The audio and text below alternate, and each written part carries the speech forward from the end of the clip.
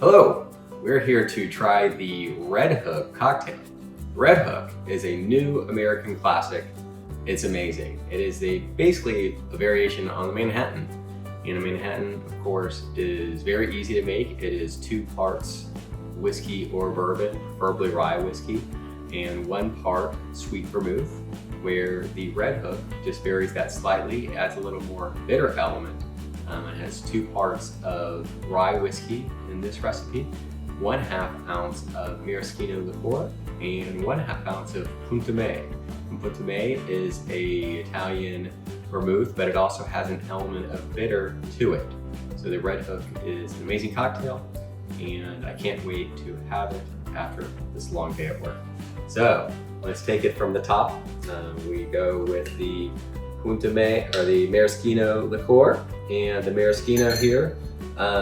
Since I'm making cocktails for 2, for my lovely bride and myself, we'll just go ahead and do a whole ounce there.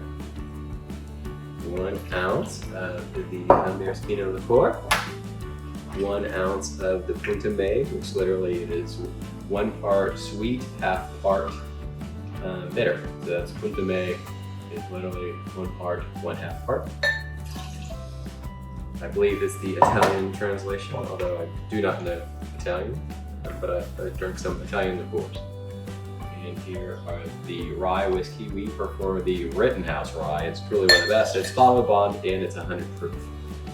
So if you're gonna get a rye whiskey, it's certainly one of the best, and it's reasonably priced. It's around $30 a bottle typically. So if you can find this is very hard to beat, in my humble opinion. So we've got the spirits in here, and very importantly, when you create a cocktail, you add the, without juices or creams, you add it all into the glass first, and then you add the ice second. The ice is the oven.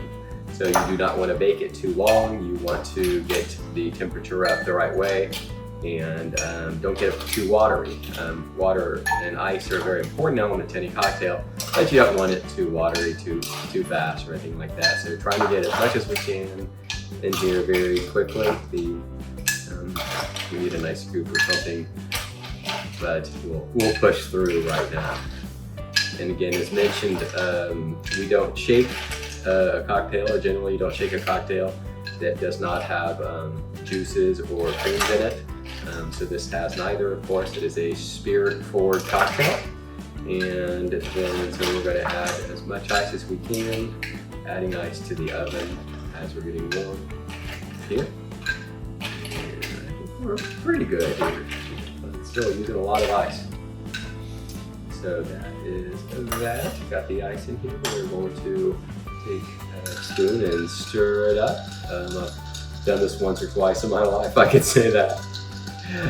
But stirred up the cocktail, basically baking it. There's not necessarily a rule, but I think some people have said stir around 30 or 40 times. You stir with the spoon on the outside so you're not causing froth to the drink, to the cocktail, as you make it. Now, what we're going to be doing is, this is of course the stirring glass, which is wonderful, with our wonderful bar spoon. And we are going to be pouring the drink with the julep strainer into the Nick and Nora glass. And the Nick and Nora glass, frankly, these are very nice, but they're also small, so sometimes after a day we don't need a large cocktail, maybe just a small one. So here is the Red Hook in that Nick and Nora. That strainer is not very good, but here we go. And because this is smaller glass, it's actually going to get full. All right. So I might have a little bit extra for the next drink, and it is garnished with the maraschino cherry. It might warm a little bit, but that's all right.